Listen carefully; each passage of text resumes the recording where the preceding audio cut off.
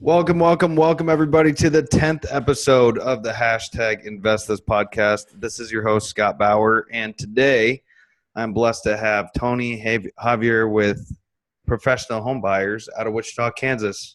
Tony, how's it going today? How you doing? Why don't you give the listeners a little bit more about your background and what you're focused on now? Yeah, I'm doing good, man. Thanks for having me on the call. I appreciate it. I've been investing since 2001, and so that's been 17 years now. Yeah. Basically, I'm based out of Wichita, Kansas. We buy, fix, and resell properties, and we also have a really cool and unique rent-to-own model, which allows us to make a little more money per deal, sell properties easier. And also helps buyers who typically can't get into a home right away, and we help them with their credit to get financing within a couple of years. So that's kind of our model. And got a great team out in Wichita. Allows me to be in San Diego. So now I'm in San Diego. Been here a couple of years. We're expanding the business. We're doing a lot of great things, a lot of fun things. We're getting into commercial real estate. We're doing some mastermind events for the real estate community, and really just trying to make an impact on the real estate world. We're helping buyers and sellers. We're helping tenants get into properties that they normally wouldn't have, and just trying to develop some other businesses and create great opportunities, not only for ourselves but also the people that work for us. Definitely. Yeah, it's a lot of really good stuff. I'd elaborate a little bit more on the rent to own. I think that's something that is, it's something not a lot of people know a lot about. Obviously, everybody can understand what rent to own means, but from an investment standpoint, what does that mean for you? It's back in 2007 when stuff was hitting the fan. We're in a market that is pretty secluded from the national real estate market, meaning that when there's a big up or a big down, we're not greatly affected. Now, in the ups, our properties sell a lot quicker, which they are now, but it also creates more competition. But in the downturn, it's a little bit tougher to sell properties, and but actually it really creates more opportunities for us to be able to buy. So back in 2007, we decided to scale up our rent-to-own model, which basically allowed us to have another opportunity to sell the property, to sell it for maximum value, and in return, we're helping a tenant get into a property that they wouldn't be able to buy right now, and give them the opportunity to work on their credit to get financing within 1 to 2 years. So if you look at it from a financial standpoint, it's great for them because obviously they can, be paying a mortgage down and getting tax benefits and that type of deal once they, finance the property and cash us out. But on our side, it creates great opportunities to usually make about 50 to 75% more in profits.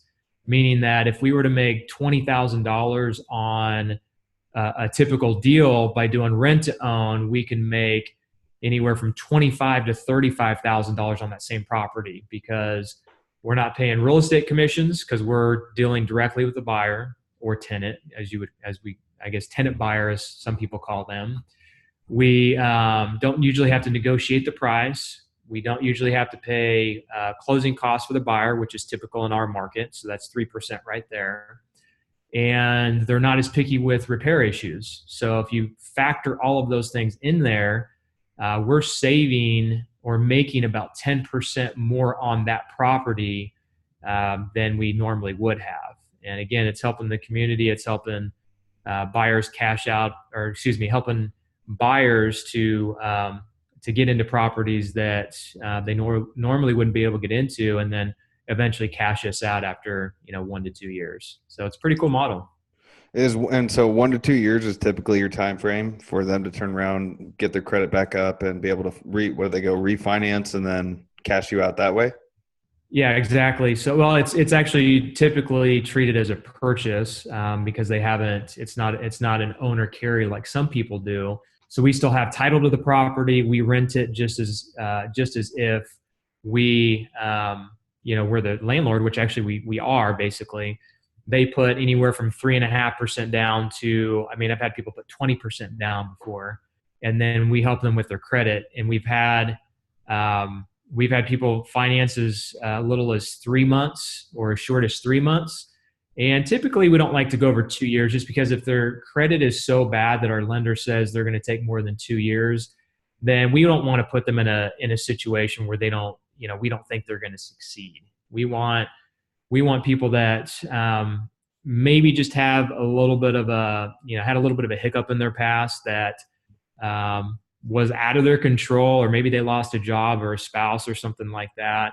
Those that are habitually behind multiple accounts, we just can't work with those kind of people. We've tried and just found that once they get that habit with multiple accounts, it just doesn't make sense for us to try and get them to change, because that's just their habit. So yeah, we'd like to get them to finance within a couple of years. I'd say our average is probably right about a year, maybe a little bit over a year. Okay. And so are you partnered up with a lender then? So when somebody comes in, and I guess take me from start to finish. So where do the properties come from that your tenant buyers are gonna move into? How do you acquire those? Where do those come from? And then once you find a tenant buyer, do you also connect them with a lender that you have some sort of agreement with, that they're going to help with helping or building their credit back up, and then ultimately refinancing out of them, or refinancing property into their name once they're qualified?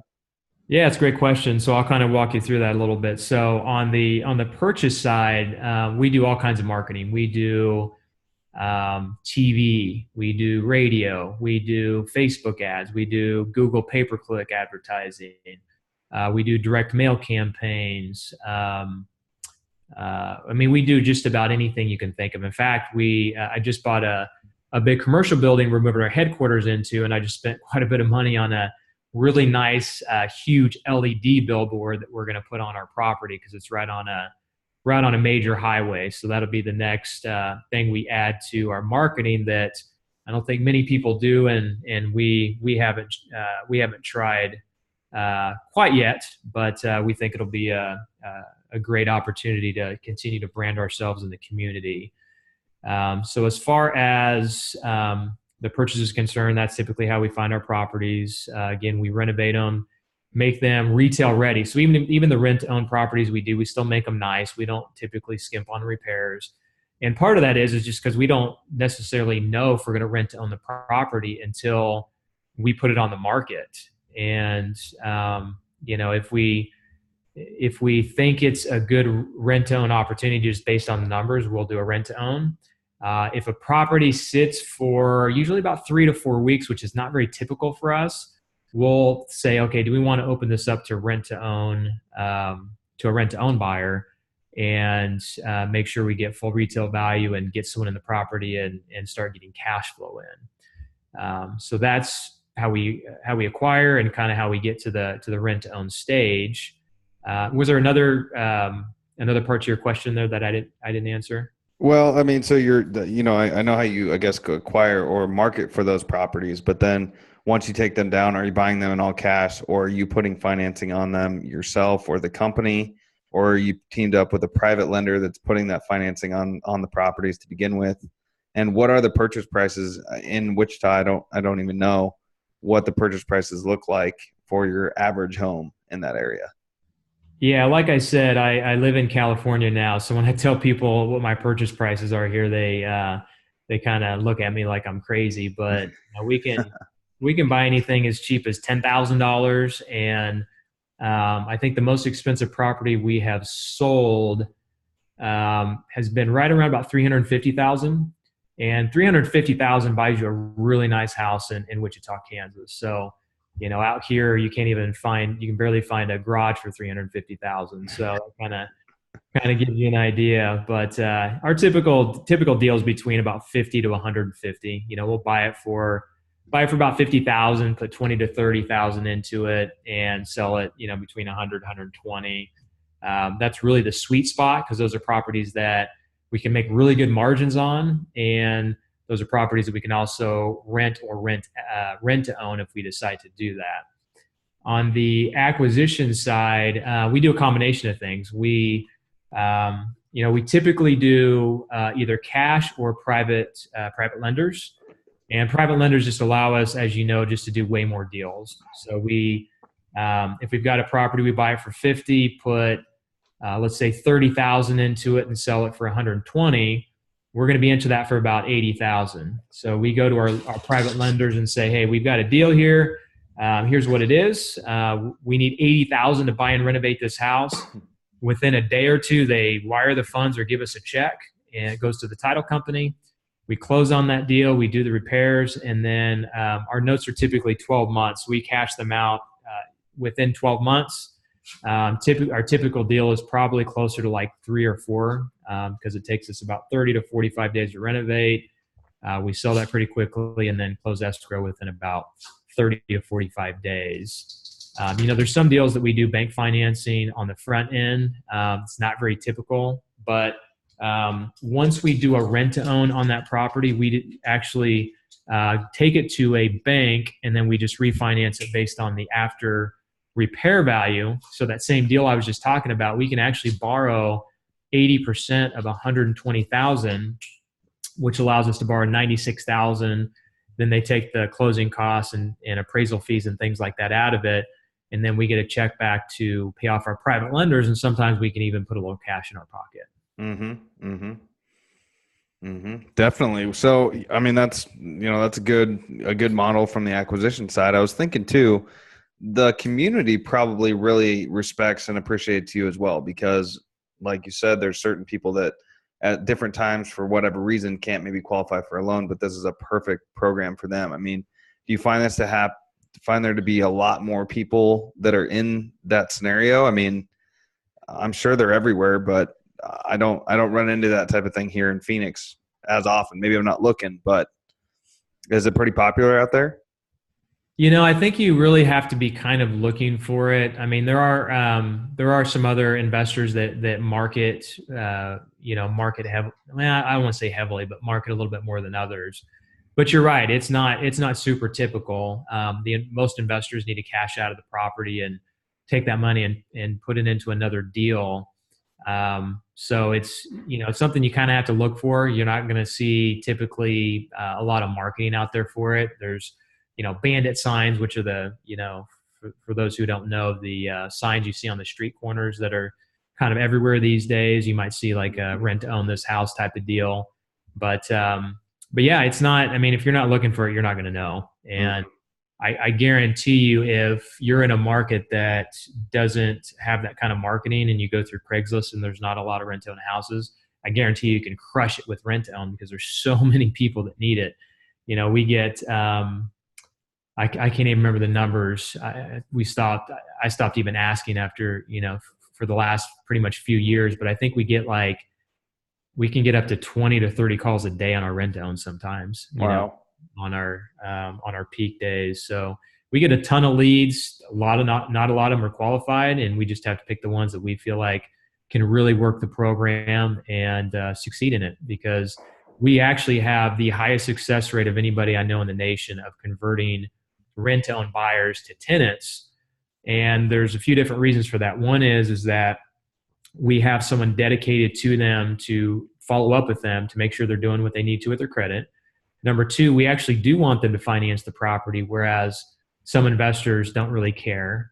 And that leads to the third thing, is that some investors just want to collect the down payment, get that, $3,000 to $5,000, hope they default in a year, put a couple $100 into the property, and then collect another, $3,000 to $5,000 from someone else. And that's just not our model. We really want to help people. We want a good name, and we just want to do good for people. So our conversion is, I would say, probably closer to 70%. And if you ask anybody who's done many rent to owns, I've only met like 1 to 2 people that have ever have ever been cashed out of a property by a rent to own buyer. And I know one of them specifically does a lot of rent to own deals. So, like you said, the community likes it. We treat our people well, and we want to keep a good name out there and help people get into homes. Yeah. And I mean, that's really huge. I know it can help a ton of people out. What happens then if somebody, let's say, you get them into a house and they don't do what they're supposed to with regards to trying to fix their credit. Is there an eviction process? And you're still the owner and they're the tenant. So is it just a typical, I don't know what the laws are in Wichita about evicting people. I mean, is it a short process? Is it a long process? Elaborate on that for a second. Yeah, and that's one of the reasons I like to do rent to own as opposed to own or carry. We get higher payments in form of rent rather than an amortization. We're able to, if they don't make their payments or default, we can evict them, and that's a pretty quick process. You give them a 3-day notice. Our attorney files the paperwork at the courthouse, and within about a week or two, unless they show up and fight it, which typically they don't, because if we're evicting them, it's for a good reason. We can have the property back within about 2 to 3 weeks. So it's pretty quick here, and we like to work with people. If they're making their payments and they're working on their credit, and the 2-year period is up that we give them, because we base our period on the lender. And your question earlier is, what do we team up with lenders? And yes, we do. We have a lender that we send them to before we even put them into the house, just to get an idea of how long it's going to take them to finance. So if the lender says they're a year out from financing, we'll put the contract for 12 to 14 months. 12 to 14 months comes up and they can't finance and they're not doing anything, then we may say, hey, we need to get someone in there that's going to really work this program. If we feel like they're really making an effort and it's really not their fault, or maybe they just couldn't do it quite as fast, we feel like they're really trying and they're taking care of the property, we'll extend it for them. We're not out here to make enemies and just evict people. So that's kind of how we work our program. Yeah. Well, an eviction well, I guess probably not in that scenario, but eviction, a lot of times, a typical eviction is not a fun thing, right? I mean, you're going to have to do repairs to the property. It's actually going to cost you more money and time to get somebody else in there. So you'd rather work with somebody if they're doing their part. You'd like to keep doing your part. So absolutely, for sure. Sounds good there. So then where does it go, I guess, from there? And I guess one other question I had was, when they're rent to owning from you, are they paying down the note while they're renting? Like, is their rent payment going towards the principal balance of the house, or does it start fresh when they refi? Yeah, we give them. So what I did was, when I first started scaling up this program, I did an amortization just to see how much of the principal was going towards the property. And it was like, I think the number's right around like 6 or 6.25 of the payment. It only 6 to 6.25, 6.25% of the payment is going towards the principal. So what I did was I just doubled that, and I said, okay, we're going to have 12.5% of your payment go towards the principal. So if someone's paying $1,000 a month, we give them $125 a month towards either their closing costs or towards their down payment, whichever they prefer. So yeah, we do give them a little bit of credit, and we give them, more credit than a bank would if they were paying the bank directly. Yeah, that's awesome. Okay, cool. So then, so you get them in the property, they go through the process, they refi out, and then do you still keep a relationship with them, or is it kind of like you're done? They refied out, you got paid, the property's now theirs, you have no more tie to that property. Yeah, we could probably do a better job of utilizing those people to be a raving fan and for referrals. That's one of the things that we're working on, is a little bit more customer service after the sale. But typically when we sell the property to them, they cash out. Unless they have a question about the house or unless they have a referral for us, we typically don't talk to them after the sale. But again, I think we're missing a few deals here and there by not following up with the people that we give good customer service to, because as in real estate, and probably a lot of businesses, you help someone, and then after 3 months, 6 months, 12 months, they get busy, they get a lot of things happen, and then someone wants to do some kind of real estate, and they forget about you a little bit. I've even had a family member do that before. When I was in sales back like 15, 16 years ago, I actually bought a house without me. They knew I was licensed. So I think if you keep a really good follow-up system with the people you help, you could probably get quite a few referrals back from it. Yeah, no, 100% agree with that. And that's one of the things that can be difficult, right? We're always striving to go get new business, trying to go, find the next opportunity. But, I know I'm guilty of it too. I don't stay in front of all the people I've done business with, and I probably should. But that's one of the things that we should all probably work on. So Yeah, no glad I'm doubt. not the only one. In fact, my gal texted me today. We have a few different systems for follow up, and we just found one. I don't know if have you heard of Agent Legend? I have not. No, Agent Legend. Yeah, Agent Legend. I've had at least a couple other people tell me about it in the past few months, and finally I'm like, I need to look this up. And it's just a really good CRM that does a really good follow up sequence. So what we're going to do is put realtors that we do business with, as well as buyers and sellers, and do a follow up sequence. So Agent Legend can do, from what I understand, my team's putting this together. So don't quote me on this, but I'm pretty sure it does. It does emails, it does mass texting, and it'll do voicemail drops into their voicemail box. Not a voice blast, but it actually goes into their inbox as if they missed your call and you left a message. So you can leave 100 messages to 100 different people and 100 different mailboxes if you want to, and it looks like you actually personally reached out to them and dropped them and left them a voicemail. So that might be a system you could check into, and I'll let you know how it goes once we implement it. But I've heard some good things from other people that have actually tried it and used it. Sounds good. No, I appreciate that referral. I use Investor Fuse, which is a part of Podio. Have you heard of Investor Fuse before? Yeah, I know Dan that runs that. He lives here in San Diego Yep. now. Yep. So yeah, I use Podio for. In fact, Dan actually, before he did Investor Fuse, set me up on Podio and got it up and running. And the only reason I haven't switched over to Investor Fuse is I feel like the transition could be a little bit hairy and that type of deal. And we were waiting for Dan to kind of work out some kinks, which sounds like he's worked out quite a few. So you're having good luck with it, it sounds like, and the people that you know are doing well with it. Yeah, I mean, I think it's just like every other technology out there. There's always a learning curve to figure out how to use it, and there's always little tweaks that could be for every business. They're going to have different needs. It's not one size fits all when it comes to the CRM. So my Investor Fuse that runs my company is very, very different than the cookie cutter one that you get straight from Investor Fuse if you sign up. And I built it that way.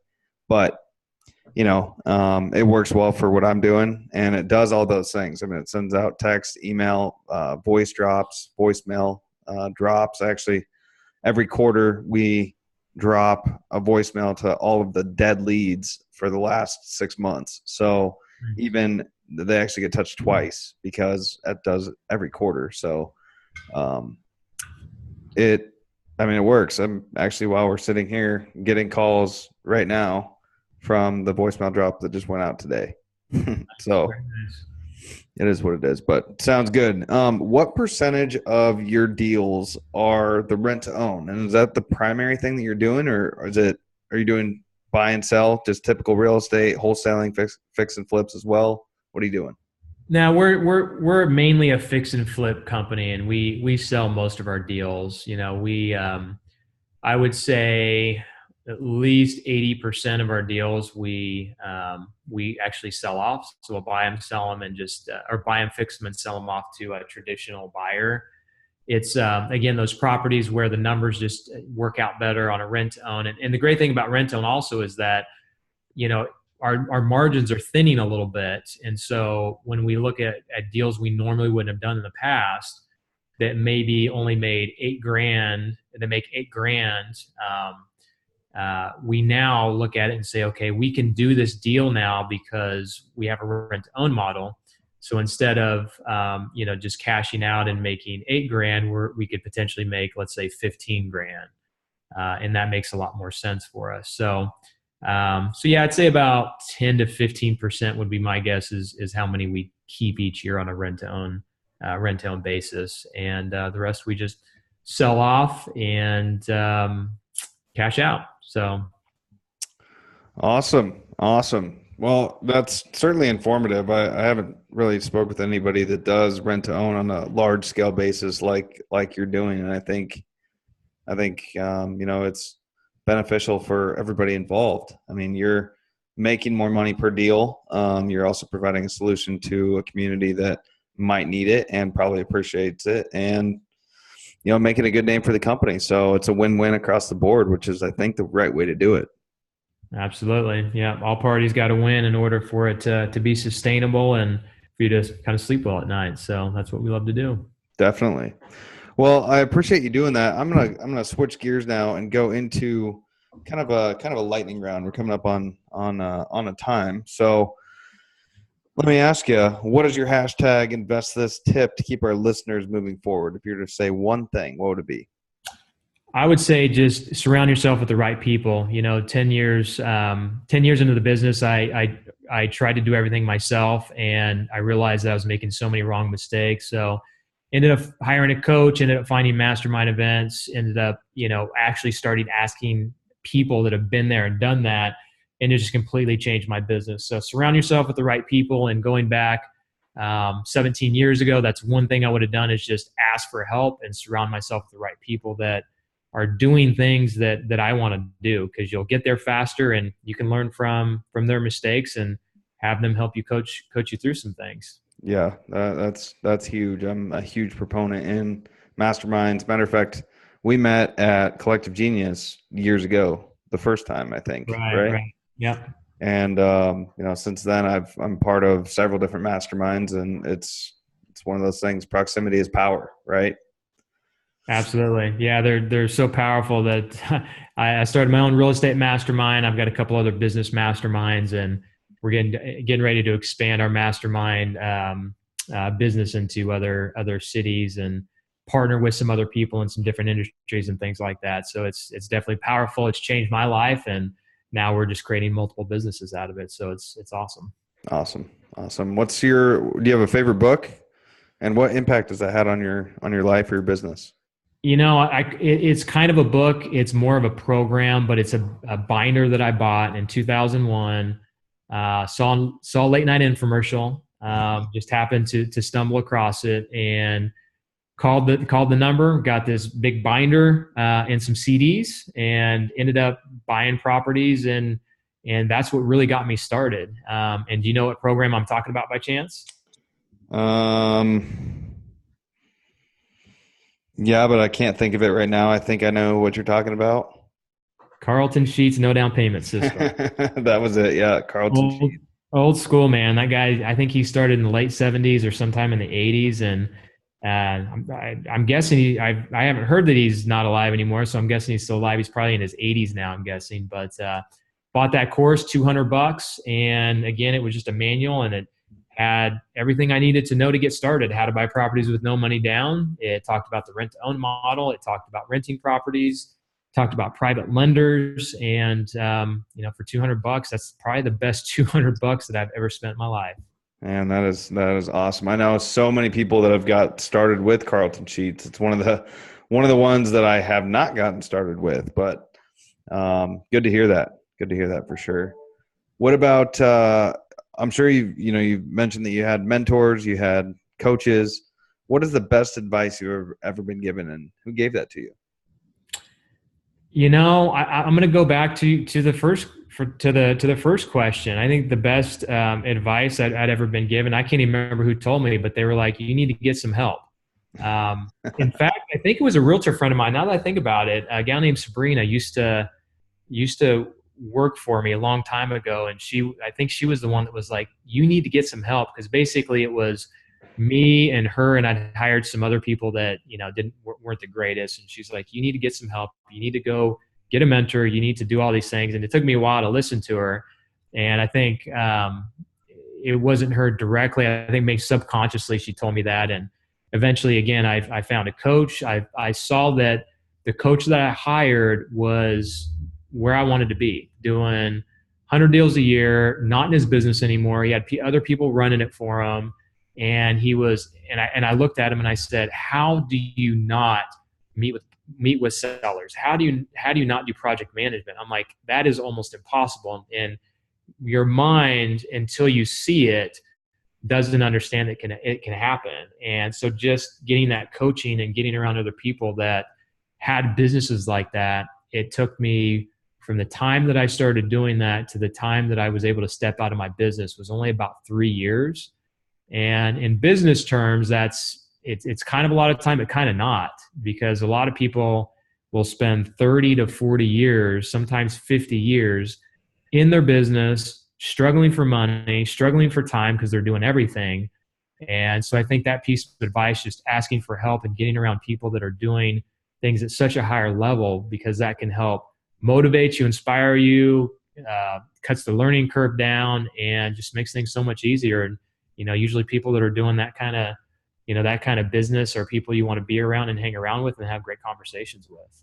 Yeah, that's huge. That is absolutely huge. And outsourcing or adding people to your team is very, very important. I'm guilty of it myself. Between my assistant and myself, we pretty much run everything. Of course, I have strategic partnerships with different people, but as far as the people that work directly for me in my company, it's very, very few. And over time, that'll change. It's just getting around that, I guess. So appreciate that tip. How do you like to give back?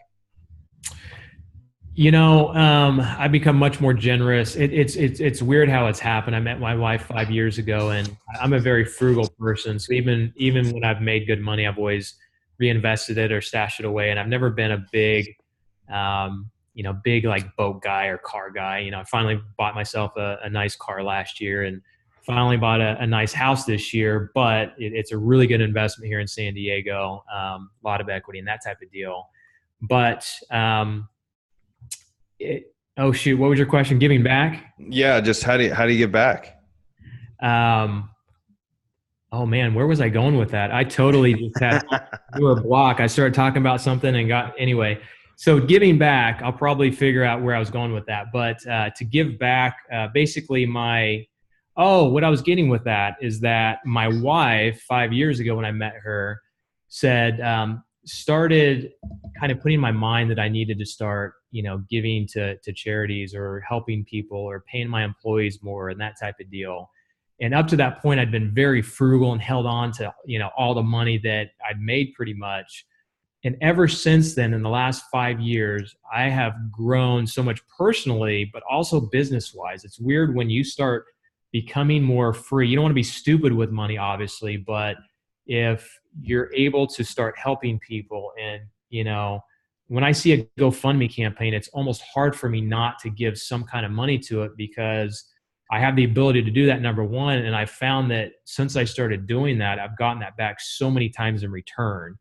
So that's one way. And then the other thing is my team, I have got a great culture. I've got 15 employees back in Wichita, and they started doing it every week. Now it's every month because it got to be a little too much, but about once a month, they'll go out and volunteer.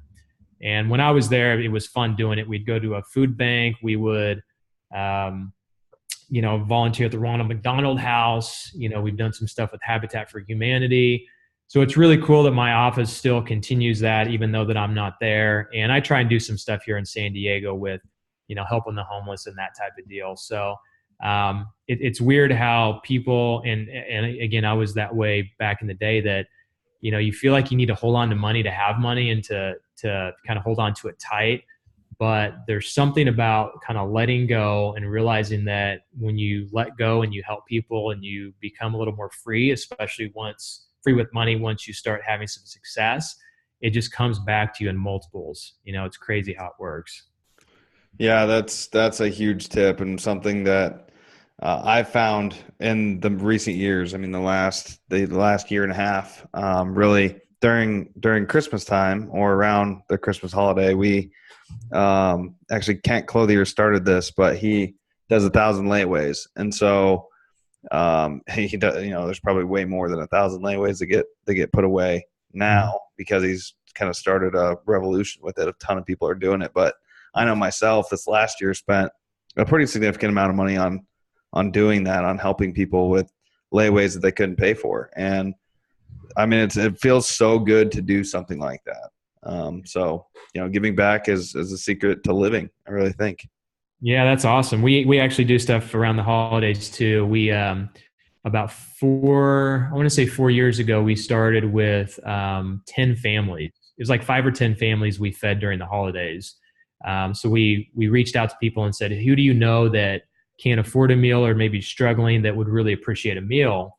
So we started with 10 the first year, then it ended up going to 30, then it ended up going to 50. And then this last year, we actually ended up feeding 100